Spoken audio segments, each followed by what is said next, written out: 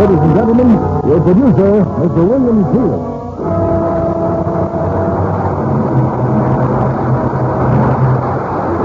Greetings from Hollywood, ladies and gentlemen. A few moments ago, I finished my day's work out at Warner Brothers Studio, where I'm making a picture involving 3 babies, aged 1 month, 3 months, and 6 months. All of which I mention because I now have a slight idea of what the husband and wife in tonight's play must have thought when they decided to have 12 children. I imagine almost anyone who grew up in a family of 12 children would have enough material to write a book. And that's just what Frank Gilbert Jr. and Ernestine Gilbert Carey did, producing a best-selling novel and our play for tonight, Cheaper by the Dozen. Of course, it takes quite a talented actor to play the role of father to 12 children, so naturally, 20th Century Fox cast Clifton Webb in the part. And we, too, are delighted to star the very sophisticated Mr. Webb in this charming family story tonight. As you will discover in our play, it takes efficiency and careful management to rear a dozen children. And, of course, we recommend Lux Flakes.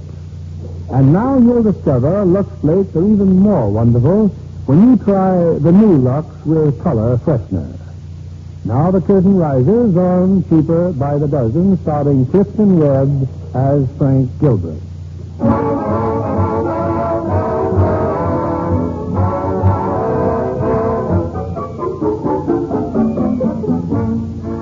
This is the story of my family.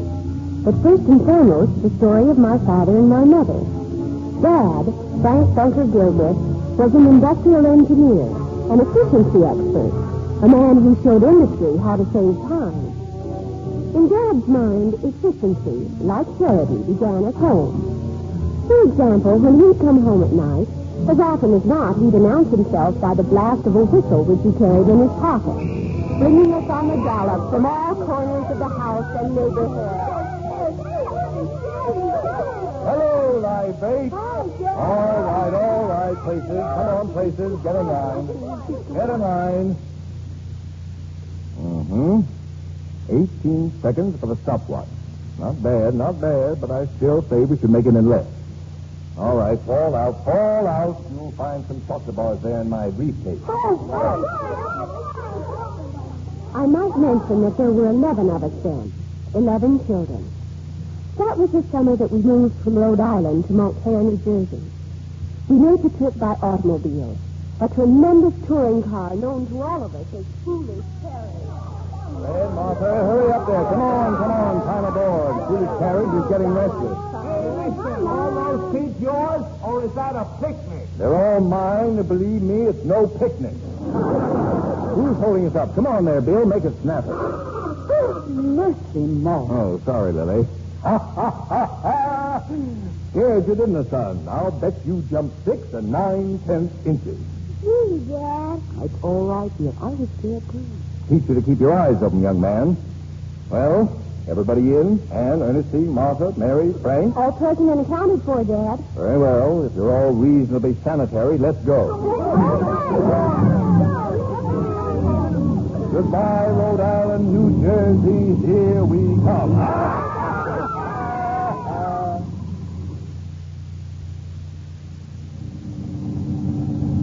We were all quite accustomed to being an object of considerable curiosity to strangers.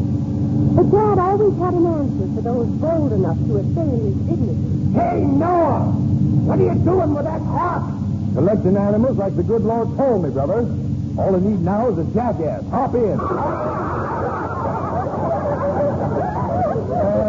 right, come on, kids. Let's have a song. I'll start it.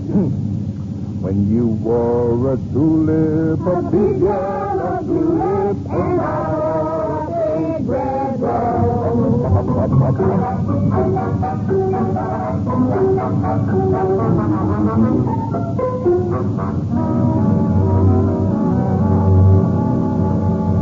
No automobile, not even Foolish Carriage, could be expected to bear the demands we placed upon it without complaint.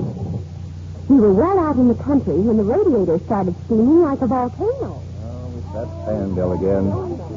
Excuse me, Lily. I'll have to get out. Frank, it's not going to blow up again, is it? No, of course not. It won't take a minute to fix it. Now, incidentally, now's a good time if any of you kids want to go see Mrs. Murphy. Well, how about it? All right. But remember, this is your last chance. I can't understand why a good car like this should keep acting up. It's not one thing, it's another. Last week it was the carburetor. The week before that it was the fuel. Who did that? Who blew that horn? Young man, there's a time and place for jokes and a time and place for spanking. Mr. Maud, Frank, I'll bet you jumped 6 and 9 tenths inches. Oh. You're right, son. That was a good joke on me. By jingo, I'll bet I did jump 6 and 9/10 inches. Would have done better than that if I hadn't hit my head in the hood. Oh, these kids, Lily, these kids.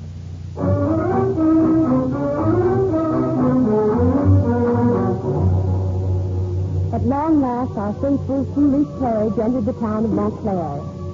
It was a wonderful new house, and from the very first moment we loved living in it.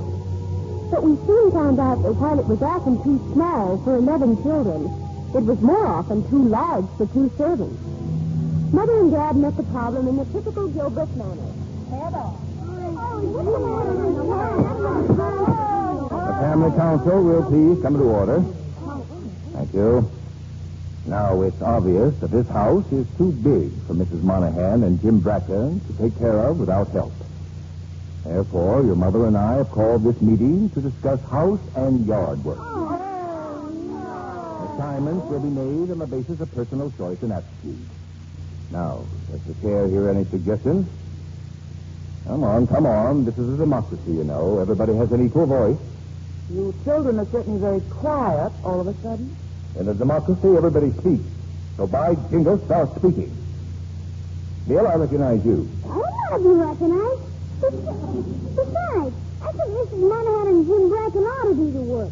They get paid for it. Sit down. You're no longer recognized. But in a democracy... Mr. Chairman. Yes, Frank? Speak up, son. I think you're right. Jim and Mrs. Monahan have too much work to do. Thank you. I move we hire more people to work for us. Second the motion. We're all out of order. Sit down, and be quiet.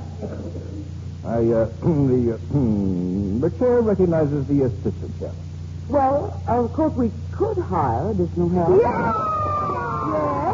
Yes, if we did away with all desserts and weekly allowances, we might be able to afford a maid. Mm-hmm. And if we cut out movies, ice cream, and new clothes, we might be able to afford a helper for Jim, too. Do I hear a motion to that effect? Well, Bill, Frank, Ann? Oh, well, I move we allot the work. Splendid. Do I hear a second? Second the motion. All those in favor signify by saying Aye. Motion carried. Now, that brings up a little matter of specific assignment. For instance, the back fence is badly in need of whitewashing. Now, do I hear any bids? Well, speak up if you want to earn a little extra spending money.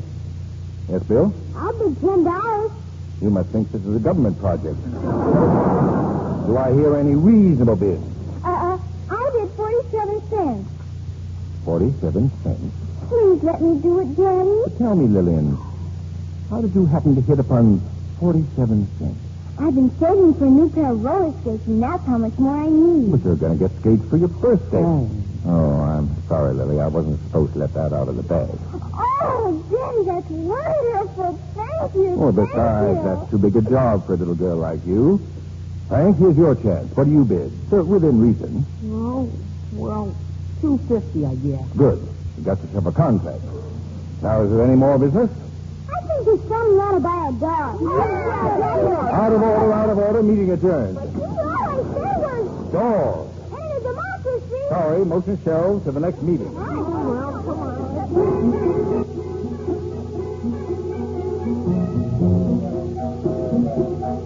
Before we knew it, the new school term began.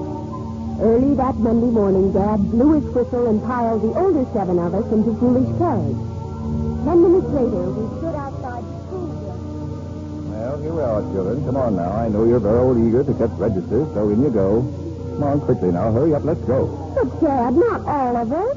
Certainly all of you. You want us to make an impression, don't you? But this isn't our school. Ernestine and I are going to high school. We'll take care of that later. I want to show these people first what a real family looks like. But, Daddy, it's so embarrassing. A person with inner dignity is never embarrassed. Besides, visits like this get results. Only wish you had time to go home for your mother and the baby. I will, too, unless you get a move on. Honestly, Dad, you have more gall. Somebody in this family has to show a little spunk. Now hold your heads up and look alive. No dying cow look. Come on, open the door, Doris. Door, boys, and take your hats off. Come in, won't you? I'm the school principal. Good morning, madam. Just a Gilbert invasion, or perhaps I should say a partial invasion, since I left most of them at home with their mother. I hope we're not intruding. Oh, not at all.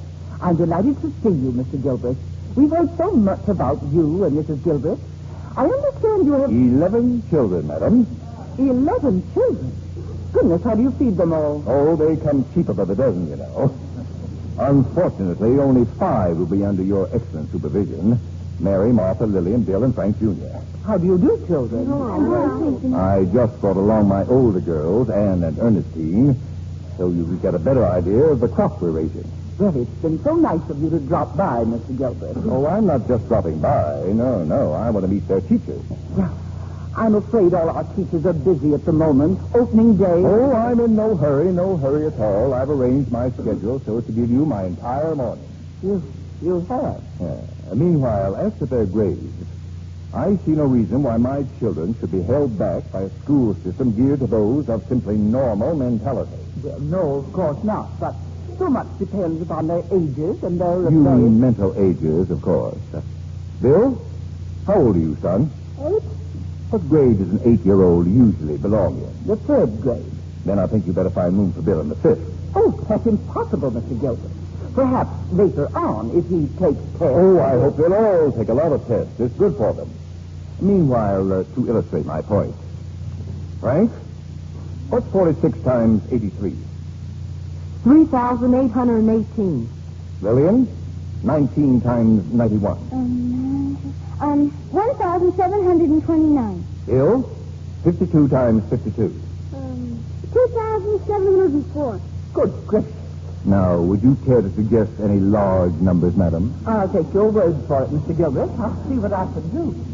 As usual, Dad won his point. And opening day or not, the principal sent for the teachers.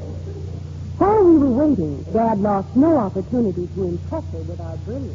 And now you may be interested to hear something of the home training program their mother and I have worked out for the children. Oh, yes, indeed. I understand Mrs. Gilbert is quite a celebrated psychologist and consultant herself. She is indeed, madam, to say nothing of her obvious prowess as a wife and mother.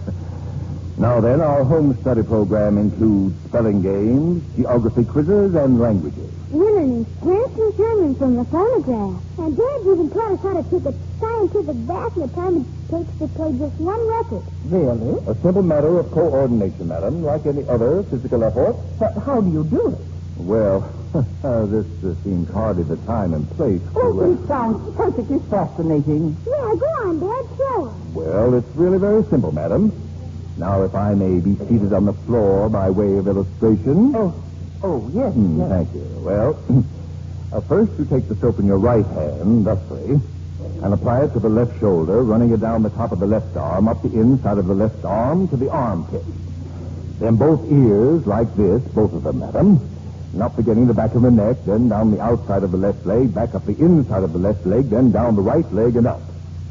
You will now observe that having reached my hip without lost motion, I quickly transfer the soap to the left hand, repeating the process on the right arm and right shoulder. This is followed by a couple of circular motions in the midsection and the back with some special attention to the feet. Then you slide under for a rinse and rise from the bathtub bathed. Oh, that's wonderful. Yes, isn't it?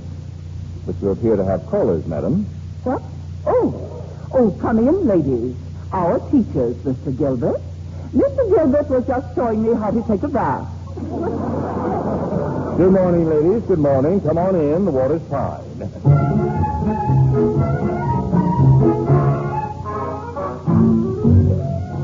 In our family, sickness was taboo. Dr. Burton's car in front of our house could mean only one thing. Dad, where is it? Where's the baby? In a room, taking your nap, of course. We need no this model, Daddy. He's a boy or girl. What are we going to name this one, Daddy? Lily, what got into these children? I can't imagine, dear. Now, whatever gave you the idea there was a new baby? Dr. Burton's car's out front. And you were sick last night, weren't you? What a slight headache, yes. And every time you're sick, there's always a baby, isn't there? Mercy, Maud, babies don't come just because you're sick. They've always come before when you were sick. Dr. Burton's upstairs because he's afraid Jackie and Mary have the whooping cough. Oh, is that all? Which means you children will have to stay away from them. As for babies, I think it's about time we had a little... Oh, Bill, no, tell me you're getting it. Stop that at once, William. I'm not going to have an epidemic in this house. We haven't time for any such nonsense. You children have been given good health, and by jingo, it's your job to keep it. I think I'll get him up to the doctor. Come along, dear Bill. Come along. Well, Lillian, we'll show them there's at least two in the house who won't get the whooping cough, won't we? You bet, Daddy. You and me, huh? Oh, no. Oh, these kids.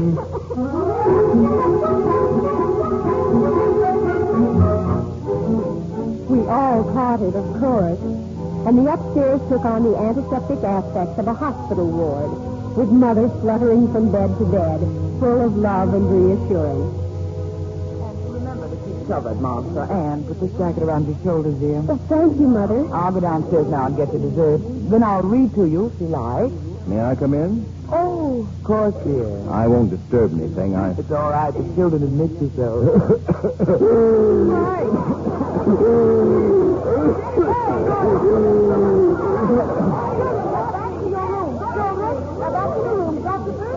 Oh, I'll be all right, Lily. I'll be all right, Lily. In heaven's name, what is it now? He's coughing too, Mr. Gilbert. Oh, me, how did I ever get mixed up with this family? All right, let me hear you cough. Oh, there's nothing the matter with me. I was only joking. Huh? You were what? Well, it just wasn't any fun downstairs for myself, Lily. I wanted to be up here with the rest of the family. Very, very amusing. Oh, I give up. I'm sorry, Lily, but all that quiet down there makes me nervous. Really? Well, tell me, Doc, how are my Mongolians coming along? Oh, they'll live. In spite of you, you old veterinarian. Gilbert, I'll say one thing for you. Your children don't get sick very often, but when they do, they certainly mess up the public health statistics of the state of New Jersey. How's that, Mr. Bones? Ordinarily, I have a couple of cases of whooping cough or measles a week.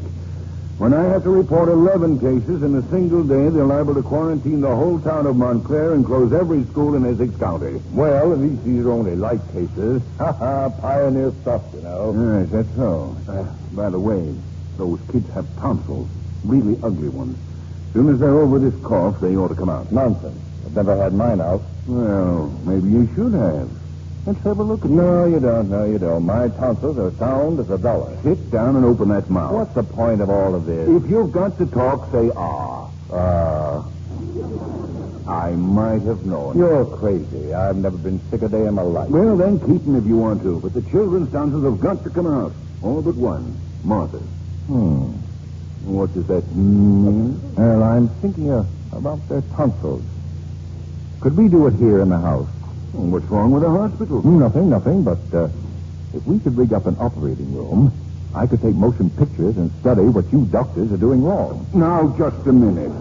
Then I'd be able to show how you could eliminate a lot of waste motion and speed things up. Your methods may work out fine in factories, Gilbert, but as far as a hospital... Lily, we're going to have the children's tonsils out. I made up my mind. Frank, do we have to? That's what this fellow here says. It's all right, Lily. I'm going to take movies. Of the operation? Certainly. There's no telling how many lives this sort of story will help save. Besides, if it makes you feel any better, I'll let the old butcher yank mine out, too. Well, now we're getting somewhere. Oh, Frank, don't you think we ought to... Stop him. Let him go ahead and cut his own throat. That's one part of the festivities I might even enjoy. Will you stop drooling? By jingo, this may make you famous, you old quack.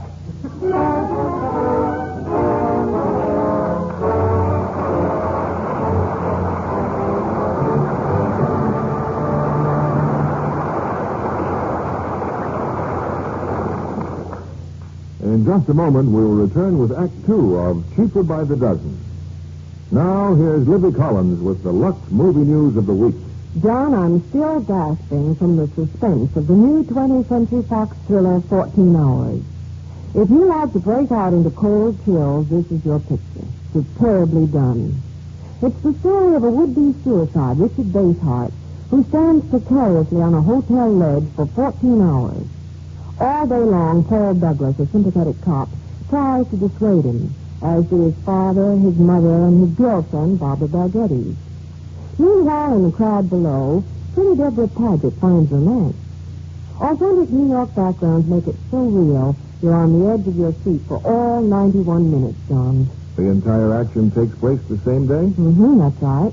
The camera never moves away from the hotel or the street, and most of the time it's centered on the ledge. With no change of costumes, you can imagine how often they have to be freshened during the shooting. Barbara Bargetty wears a sweater. Richard's mother, a lace-trimmed blouse, and Deborah Paget, a washable shantung dress. The kind of clothes that are so easy to keep gay as new with wonderful new Lux. Deborah Paget says new Lux with color freshener gives the most exciting results they've ever seen. And all over the country you hear the same thing. New Lux is pure magic for white things. Keeps them dazzling white. And for color, why, it's a real beauty bath for color. Prints look more brilliant, all shades more sparkling than you've ever dreamed possible. You simply can't imagine how much brighter and gayer your washables can stay until you try New Lux with color freshness. And it's mild and safe as ever. Get a big box of amazing New Lux tomorrow.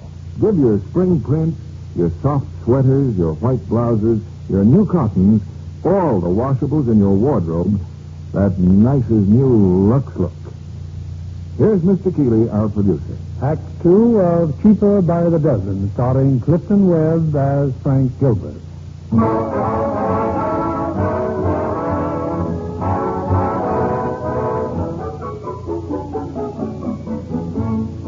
For weeks afterward, Father's favorite topic was the impending series of tonsillectomies and the great gift he was about to make to medical science by means of the motion pictures. But as much as we loved movies, this was one epic we'd have been delighted to pass up. There wasn't a chance.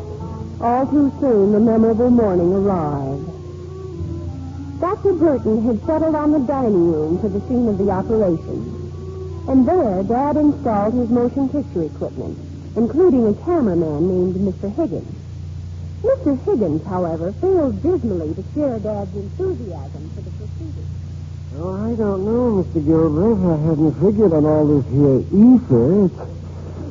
It's my stomach. I don't feel so good. Higgins, I'm not interested in your internal organs. Just get that camera ready.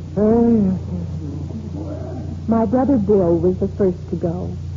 The rest of us waited in the living room in a quiet huddle. Only one of us, Martha, would be spared. Of all the Gilbert tonsils, hers alone would remain undisturbed. Gee, I heard you poor kids couldn't have any breakfast this morning. How sad. How very sad. Oh, cut it out, will you, Martha? Everybody knows you can't eat before you get operated on. I had donuts for breakfast. Delicious. Oh, and a big piece of apple pie left over from last night. Oh, you beast, get out of here. Mother, Miss Martha stopped gloating about her breakfast. Not another word about food, Martha, do you understand? I'm sorry, Mother. I won't even mention donuts and apple pie again. Well, Lily, number one's finished. He's just brought Bill upstairs. Oh, that poor boy. I'd better go right up to him. Slept through it just like a baby. I can't wait to see those movies. Come on, Ernestine, girl. You're next. Don't be afraid, dear. It'll all be over in just a few minutes. Oh, I'm not afraid. Much. Gilbert's afraid? Don't be ridiculous. Now, just remember, I'll be right there with you, dear. Well, goodbye, all. All right, Curly. Let's hop right up here on the table. Is it going to hurt me, Dr. Burton? At your age? Why, you won't even feel it. My exact words, Doctor. All right, nurse. Better help her there. Hey, Mr. Gilbert. Higgins, how about changing the lens for this one? I want to see exactly how his caddy hands him his knives. Ain't it kind of hot in here, Mr. Gilbert? And maybe if we open the window. You want my child to get pneumonia? Yes, but this ether. Never mind the ether. Just take care of that camera. Now then, nurse. You'll get...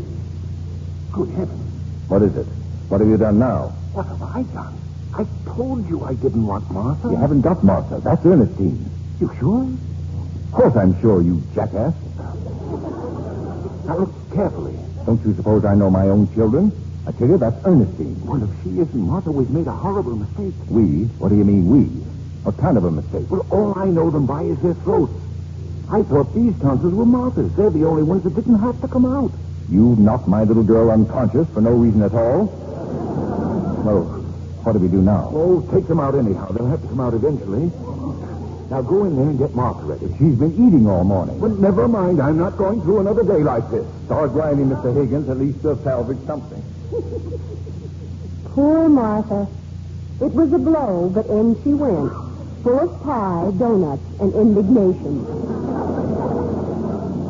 I don't care if it is Dr. Burton's No, fault. Lily. Letting her eat Lily. that huge breakfast only to be snatched up like that and butchered. Lily, I told you it's no worse than a mosquito bite. Oh, Higgins, keep grinding in there. mosquito bite indeed. Very well. Just to prove it to you, I'll go next. Well, I thought you wanted to supervise your movie. Oh, I intend to. I shall take only a local anesthetic. That way I won't miss a trick. And Dr. Burton's agreed. Oh, that's a lot of nonsense about my physical condition. Burton. I'll be in the amen corner when they're laying him away. Besides, I want to get this over with before lunch. I'm starved. All right, Gilbert. Who's next? I am. Okay, then make it snappy. A man can just stand so much. Well, I hope you're not making a mistake, dear. All right, sharpen up your tools there, Mr. Tallbones. Here I come. Yes, indeed. To Dad, a tonsillectomy was nothing. And he didn't miss a trick. 10 minutes later, he staggered out of the dining room, one hand groping before him, the other at his throat. Where are you? Oh, my throat is awful. Yes, dear, I know. But that's the only way I can't talk. Oh, I don't cry any air. You just had to have it the hard way, didn't you? Really, I'm dying. Sit down, old-timer. I'll give you something to make you sleep. I'm going to sleep when my throat's cut. Mr. Gilbert! Mr. Gilbert! Go away, Higgins. Go away. Oh, I hate to tell you this, but it looks like none of the picture will be any good. So, good? I forgot to put the film in the camera. You what? Now, Frank, don't get excited. Let me at him. Let me at him. Let me hurry. It's too much for me. Let me at him. Oh, my.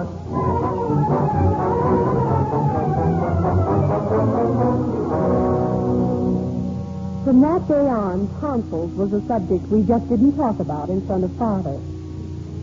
One afternoon, he came home early. We children were in the living room undergoing our weekly music lesson.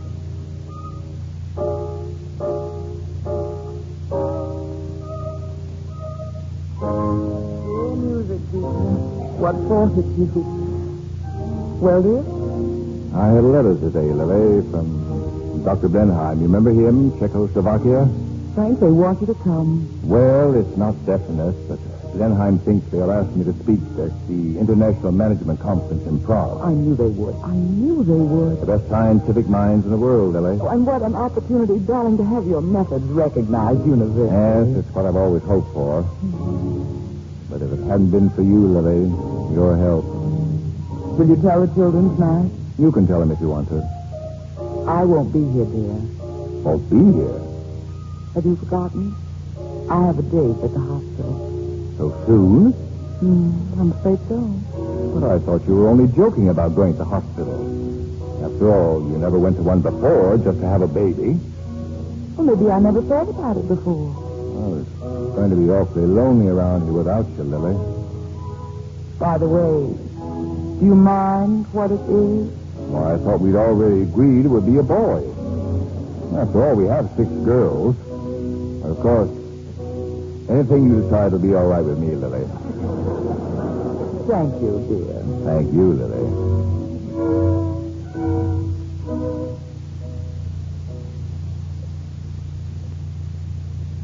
that night, our baby brother was born.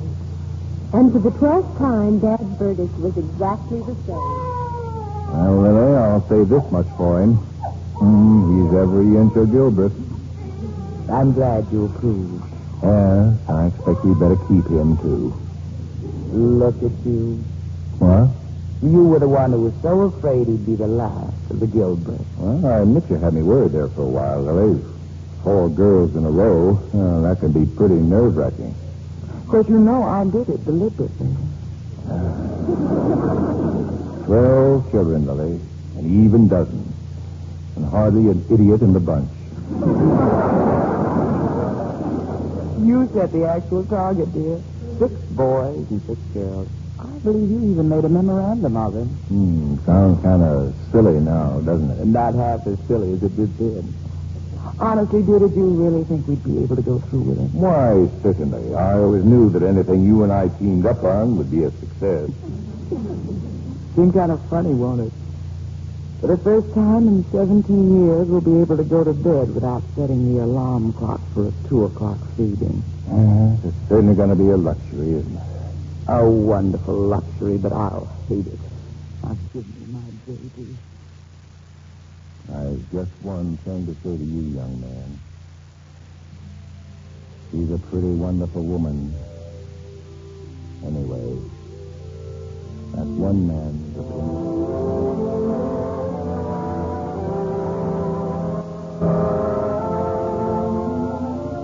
Mother and our baby brother Robert came home, and it was home once again. There was no further news about Dad's trip to Czechoslovakia, so that summer, as usual, we went to the beach at Nantucket.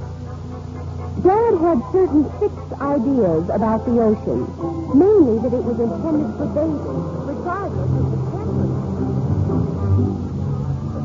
Come on, slowpoke. Hurry up. Last one in is Kaiser Bill. Oh, Mother, must we go in? It's freezing. You should know by now, Ernestine, how your father feels about the primitive life. Oh, well, let's go in and get it over with. You'd think Dad invented this ocean. You'd think he... Ernestine, look. That's Tom. Tom Brown from high school. Look, he's a lifeguard. But what's he doing here at Nantucket? Well, he has to keep in condition for swimming somewhere, doesn't he?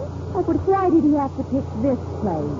And he's playing the ukulele. And look at all those girls around him. Come on, let's go by and see what happens. I should say not. Well, we know him, don't we? We see him at school, don't we? Yes, we see him, but he doesn't even know we exist. Besides, here comes Dad. Everybody but Ernestine and me, we're just freaks. Freaks enough. You're not going down round here, bare knees, for all the boys to ogle. Not while I'm alive. Well, boys don't ogle when everybody dresses that way. Don't tell me what boys ogle. I was young once myself. Honestly, Dad, how do you ever expect us to be popular? Popular. That's all I hear. That's the magic word, isn't it? That's what's the matter with this generation. Nobody thinks about being smart or clever. No, sir. They just want to be popular. But, Dad, if you'd only be reasonable... Well, last I know, you may not roll your stockings on the beach. Other girls want to go to the devil, that's their business. But you're not going with them. Is that clear? It ought to be. We've heard it often enough. Now, look here. You want to get married someday, don't you? Well, nice girls don't marry men, and nice men don't marry girls who make themselves cheap. You may run around with them before they're married, but Well? when they settle down, they want someone they can respect. Well, they certainly respect me. I'm the most respectable girl I know. So they respect me so much they don't even look at me. Me either. Well, that's too bad, isn't it? Now, come along and get some of that good salt water.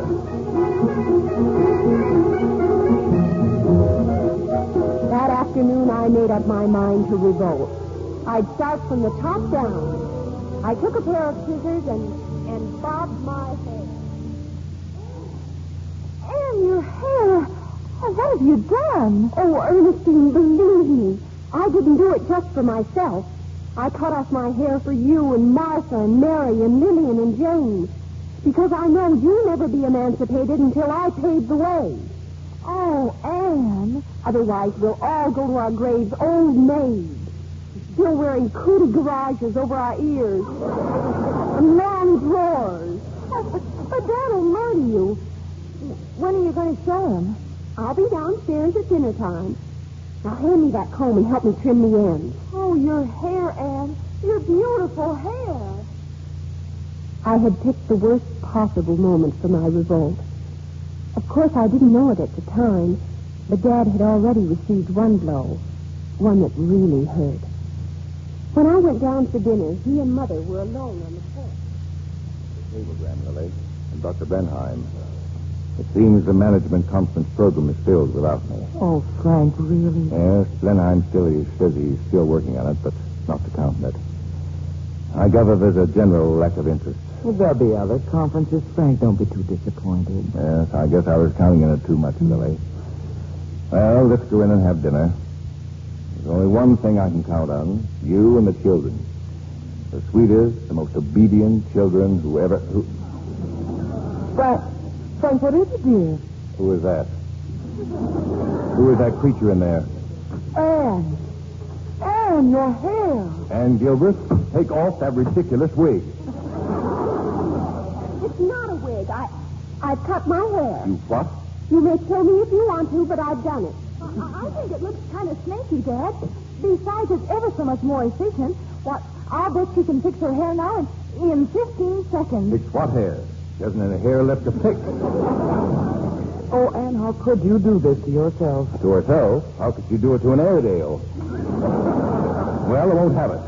I want to grow 'em back, young lady, and I want to grow 'em back fast. I'm not going to grow it back. I don't care what anybody says.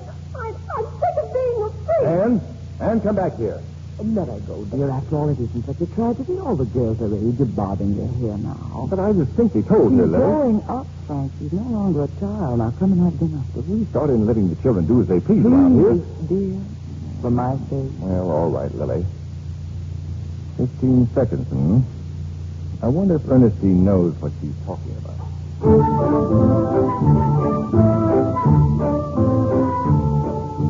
By the time vacation was over, Dad was reconciled. My bobbed hair had been a bitter pill for him to swallow, but like all fathers, from the beginning of time, he gulped and swallowed it. Then one evening, in my bedroom... What was it, Anne? That package from the department store. Come on in, Daddy. You may as well know the worst. They're teddies, see? Lace teddies. They're what? I bought them with my own money, and I'm going to wear them. No, you're not. You're going to send them right back. It embarrasses me even to look at them. Oh, but Dad... You mean to tell me this is all the underwear women put on nowadays? Oh, please be sensible, Daddy. And you don't really mean I have to send them back. Not really, do you? Well, but no silk stockings and high-heeled shoes. I'm not going to have a lot of doctor's bills because of foot trouble. Oh, thank you, Daddy. And while we're both in the mood, you may as well know it's a little late for that now. See? High heels? I've been wearing them ever since we came home from Nantucket. Hey, yeah, show. It's for you, Annie. It's a boy. A boy! Oh, excuse me, Dad. Better hurry up before it gets away. Come back here. I'm not saying you can wear those things. My own flesh and blood in high heels.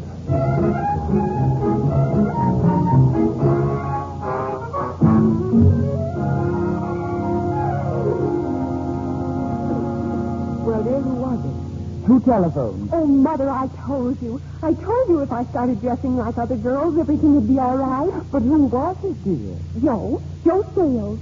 He's asked me to go to the senior prom on Friday night. The prom, Mother. Who is Joe Scales? Is he nice? Oh, he comes from an awfully nice family, and he's cheerleader. He's got his own car, too. Two mighty fine recommendations. What about a raccoon coat?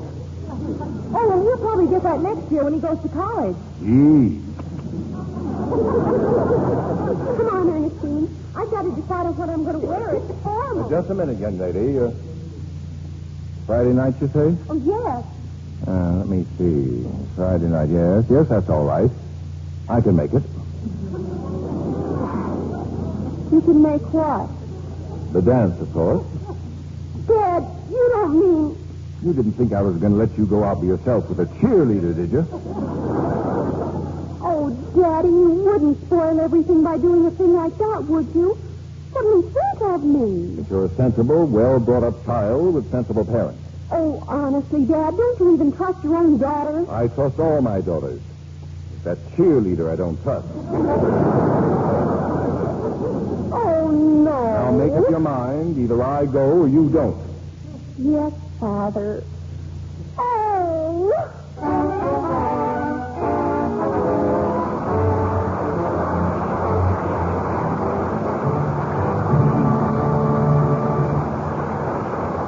Before we return with Act 3 of Cheaper by the Dozen, I'd like you to meet our special guest, 18-year-old Ann Kimball, who is all testing shortly for 20th Century Fox. I understand you've already been in several pictures, Ann. When school didn't interfere, Mr. Keeley. And what are you doing now? Radio shows and studying dancing so I can entertain in USO shows. An excellent idea. You know, one of the most popular entertainers in camp shows is Danny Kaye with his specialty. You're talking to a Danny Kaye fan, Mr. Keeley. I collect his records, and I never miss one of his pictures. Then be sure to see him in On the Riviera. He plays a dual role in a comedy of mistaken identity. The one Danny is an American entertainer who makes a hit with his dancing partner, Corinne Calvet. And the other Danny is a great French lover and millionaire manufacturer married to Jean Tierney. Jean Tierney's one of my favorites. She wears such gorgeous clothes. Indeed, she does. You know, Ole Cassini designed her Technicolor wardrobe for On the Riviera with his usual flair. One of the wardrobe women at 20th Century Fox showed me the white satin and chiffon nightgown she wears in it. It was stunning. Did she tell you that it had been washed in Lux Flakes many times? Yes, she did, Mr. Kennedy, and I was amazed. I know Lux is wonderful, but this gown looks just as white as new. That's just one of the miracles New Lux with Color Freshener performs. In Technicolor, it's even more important that white stay pure white. Colors look brilliant and gay. New Lux with Color Freshener keeps prints unbelievably sharp and clear. All colors vividly new. You can see why Jean Tierney insists on wonderful New Lux for her personal wardrobe, too. And so do I, Mr. Kennedy. I think it's terrific. Thank you, Ann Kimball. We're so glad you could come tonight. Good night, Mr. Kennedy.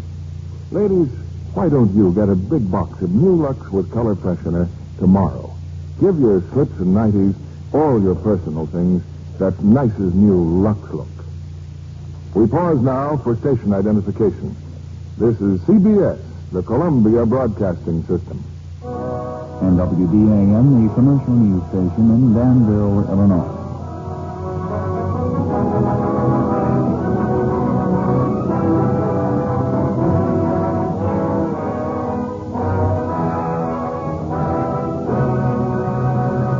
The curtain rises on Act 3 of Cheaper by the Dozen, starring Clifton Webb as Frank Gilbert, with Rhoda Williams as Anne and Betty Lou Gerson as Mother.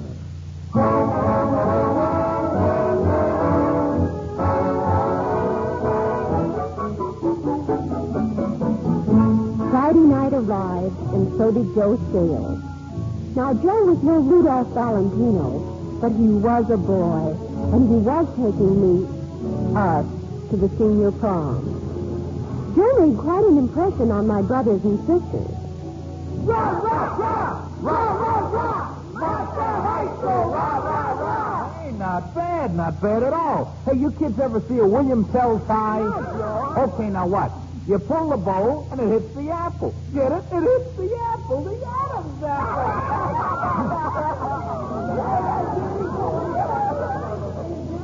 Gray Caesar's ghost, Lily. Joe College in the flesh. Oh, not so loud, dear.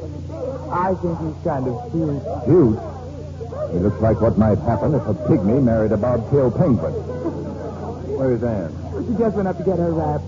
Now, look, dear, why don't you just stay home and have a nice, quiet... Stay home? I said I was going, and I am.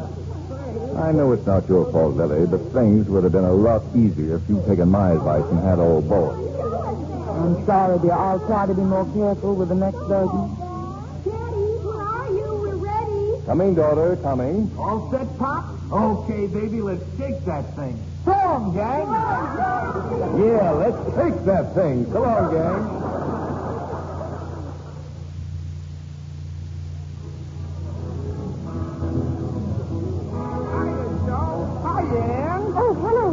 Come on, Joe, the tickets.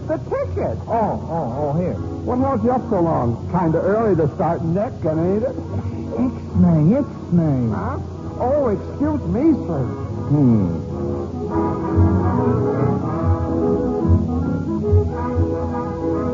Well, what happened to the cheerleader? He's checking our wraps.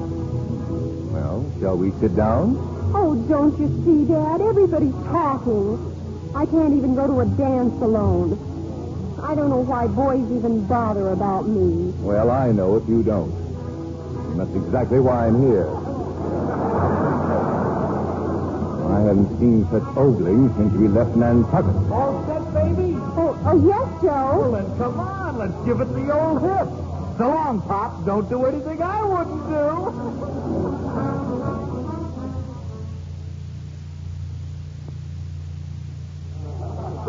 A little later on, when the orchestra was taking a rest, I ran into Debbie Lancaster. Debbie was a senior. She used lipstick and had plans of going on the stage. You know something, honey? I just gotta meet your daddy. I think he's the cutest man I ever saw. But he's kind of old-fashioned, Debbie. You know, I just adore him, because I'm awfully old-fashioned myself. Maybe it's because I was born in Mississippi. You just gotta be old-fashioned to be born in Mississippi. Well, come on, then. But be careful, won't you, Debbie? I mean about your perfume and lipstick and everything. Now, don't worry, honey. My daddy's the same way. Always carrying on about me. But I know that you don't carry on when it's someone else's job.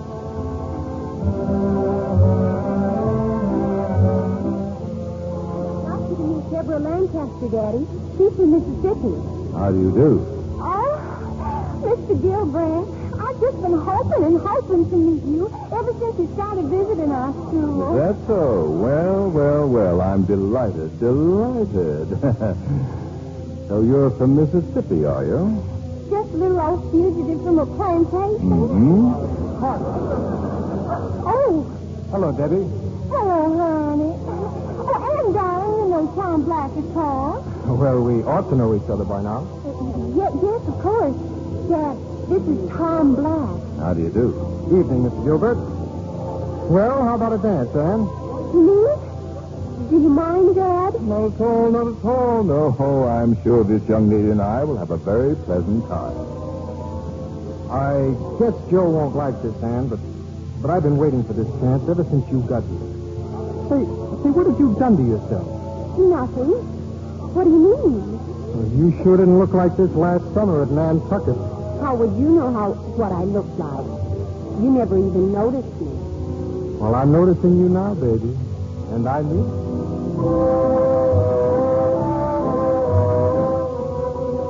You've just been revolutionizing industry, honey. Oh, I mean, Mr. Gilbrand. Just saving millions of dollars in time and things. Oh, well, I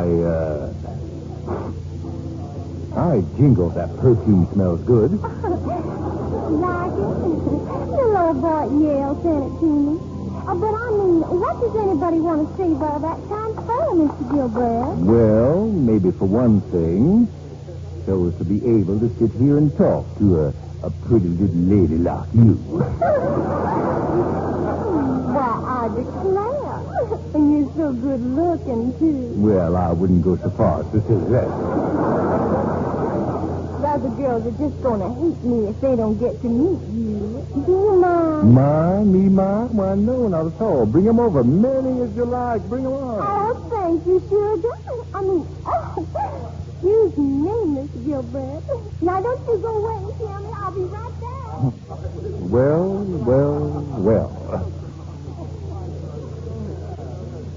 Say, your old man sure is swell, Anne. Believe me, if I ever have a daughter, I'm sure going to watch her, too. You are? They're not going to catch me letting her run around by herself. But I mean, oh, yes. A fellow likes to run around a little, sure. But when it comes to settling down, believe me, I want a girl I can respect. Well, that's funny. That's just what my father It sure said. makes you stop and think, all right. An important man like Mr. Gilbert, sitting there all by himself, not even dancing, just watching. Tom, look. My father over there. All alone, not even dancing? Holy cow, look at him joust.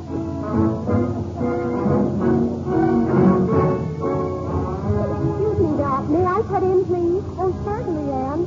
I just love dancing with you, Mrs. Gilbert. Thank you, young lady. Well, I hope you haven't been too lonely, Dad. No, I managed. I didn't know you could dance. There's lots of things you don't know, young lady. Maybe you ought to congratulate me. What for? Well, after all, it isn't every girl in Montclair High whose father can be belle of the ball. Now, let's be honest. They're not really bad kids, are they? Well. And you're not really going to tag along with me every time I go out, are you? Well, we'll decide that when I get back. After all, I won't be able to tag along when I'm in Europe. Europe? But I thought you weren't going. Oh, yes, I am. I'm going to speak in London as well as in Prague. But when did all this happen? The invitation just came, a cable.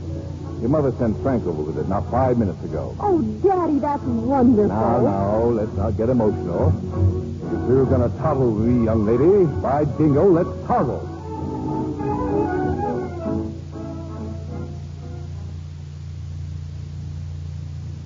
A few days later, we were all in the living room saying goodbye. Dad insisting on going to the station by himself. I thought we'd go to the station with Daddy. Yeah, I want to see the train. When I get back, I'll show you lots of things. But I don't intend to start off for Europe wringing wet with tears. You better hurry, dear. You don't have too much time. Boys, take your suitcases. Okay, Mom. What were your pills? What about the pills, Frank? Oh, Burton gave me enough to last a lifetime. This is for you, Dad. But don't open it up till you get on the boat. More socks? Well, who taught me how to knit in the first place? Okay, I plead guilty. Thank you, dear. Well, kids, let's get this over with. Goodbye, Dad. Goodbye. Goodbye. Goodbye, Frank. Take good care of yourself. Don't worry about me. If anything comes up, you know where to cable me. Well, I'll take care of the work here. You just forget it. Enjoy yourself. I will. Well, kids, one more kiss, huh? Goodbye. Now, you behave yourselves. Do what your mother tells you. I'll be back in a couple of months. I'm going to miss you so much. A little more attention to the books, young lady, and a little less to that swimming champion, and you'll stand a better chance of getting into college. Understand? I'll work on it, Dad. That's my girl. Well, goodbye, Lily. Goodbye, dearie. Have a good time. Bye, Dad.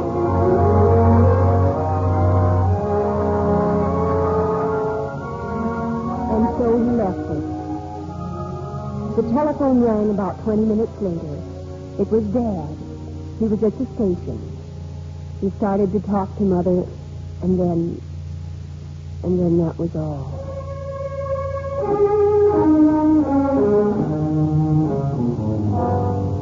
What happened is like a dream now, an evil dream. Mother rushing from the house, the neighbors finding my younger brothers and sisters and sending them home. Something had happened. He was dead. Our father was dead.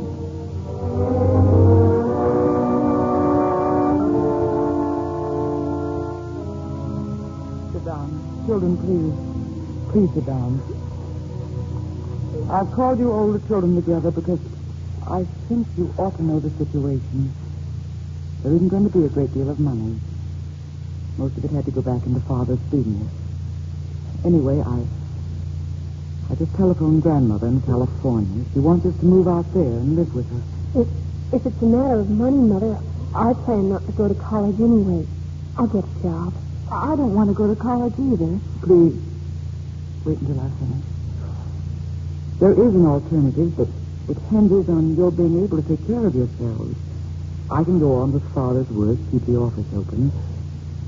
That would mean we could stay here if we live very simply. And if things should work out, then Anne, you can go to college later on. Father wanted all of you to go to college. Oh, don't worry about that, Mother. Do you want to try? Can you run the house and look after things until I come back?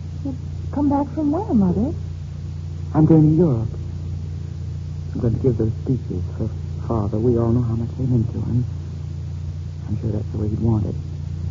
But as I say, the final decision is up to you. Oh, Mother, you don't have to ask us. You know we'll do anything as long as we can stay together. Thank you, dear. I knew that's the way you feel about it. Well, since I'm going to be planning the meals from now on, I guess I better get started. And I'll see that the house is kept nicely, Mother, just the way you like it. And I'll help her. We all will. We'll do the errands, won't we, Frank? And keep the yard clean and... You bet we will. You've got a bigger job than that, Frank. Yes, Mother. From now on, you'll have to be the man of the family. We'll handle things, Mother. And we'll do a good job, too. You just wait and see. Yes, son, I know you will. Well, anyway, that's one man's deal.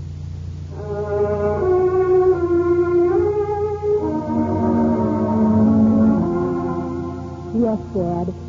Gilbert and Company will go on. Mother and your even dozen will see to that. Mother will go to Europe, and you'll be proud of the way she delivers those speeches for you.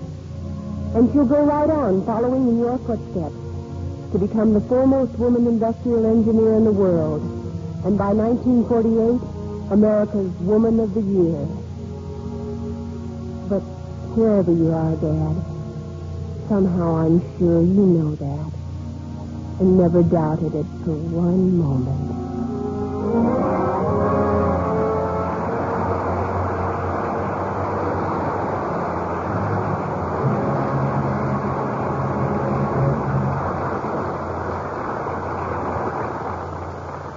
Mr. Keeley will be back in a moment with Clifton Webb and news about next week's play. Vacation time isn't far away, and do you know what I'd suggest? Come to California this summer. Imagine the fun of seeing in person the stars you hear on the air. You'll run into them in restaurants, in shops, even on the street. And you'll get the thrill of your life driving past their gorgeous homes in beautiful Bel Air and Malibu Beach. Know what you find inside those homes? Lux Flakes. New Lux with color freshener is more popular than ever with famous screen stars like Claudette Colbert, Joan Caulfield, and Alexis Smith. Why? Because they can see with their own eyes how much whiter New Lux makes white things look, how bright colors stay, how sharp and clear it keeps print. Get a big box of New Lux with color freshener tomorrow, so your washables will keep that nicest new Lux look all summer. Now, here's Mr. Keeley. We are not convinced that children are cheaper by the dozen, but we do want Clifton Webb to take another bow for his excellent portrayal of Father.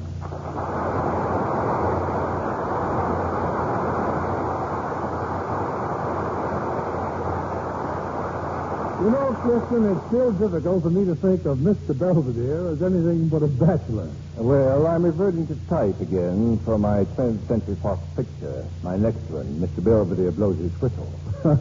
Well, isn't that rather a childish accomplishment for the extremely competent Belvedere? Daddy, could I have a quarter? Go away, little girl.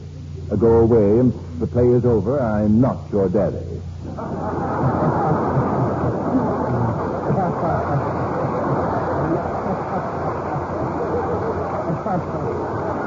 Now then, where was I? Yeah, you were telling us about your next picture. Oh, yes. Well, as a matter of fact, Mr. Belvedere is so extraordinary that his talents can only be released to the public a few at a time. In this picture, I shall sing magnificently. Yes, I'll bet the public will be surprised to discover how well you can sing. Daddy, could I please have a quarter? Will someone please give this child some Lux Flakes or something and send her home? Oh, you recommend Lux Flakes? Why, certainly. You forget I'm an efficiency expert. My household is a model of perfection, so naturally we use Lux Flakes. Daddy, could I please have a quarter? Little girl, what on earth do you want a quarter for? There's a Clifton Webb picture playing at our movie, and I want to go. Well, of course you shall have a quarter. You dear, sweet child. Now, you run along. What an intelligent child and a fine judge of acting. And by the way, Bill, who are your actors and what is to be next week's play? Well, everyone likes a love story, Clifton, so for next week we've chosen Brief Encounter. A tender romance of two people whose lives are completely changed through a chance meeting in a railway station. Brief Encounter. And as our stars, we are proud to present one of the first ladies of Hollywood, Miss Olivia de Havilland. And as her co-star, that fine actor, Richard Basehart. Not bad at all. I shall probably enjoy it. Good night, dear.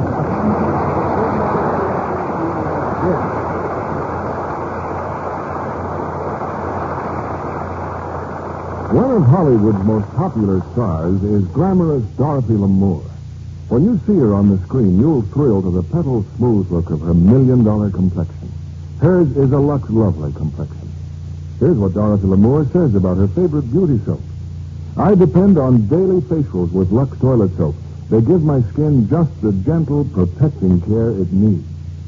Try the beautifying facials this famous star recommends. Lux has active lather, that really makes skin softer and smoother, leaves it radiantly fresh. Put Hollywood's own beauty soap on your shopping list now. Discover how easy it is to be Lux Lovely. 9 out of 10 screen stars use fragrant white Lux toilet soap.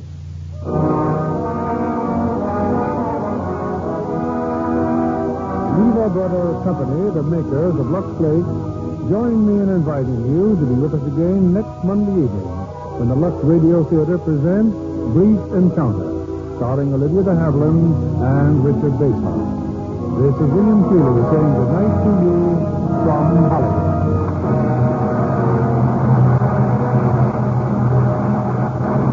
Our play was adapted by S.H. Barnett, and our music was directed by Rudy Schrager. Your announcer is John Milton Kennedy. Stay tuned for My Friend Irma, which follows over these same stations. This is CBS, the Columbia Broadcasting System.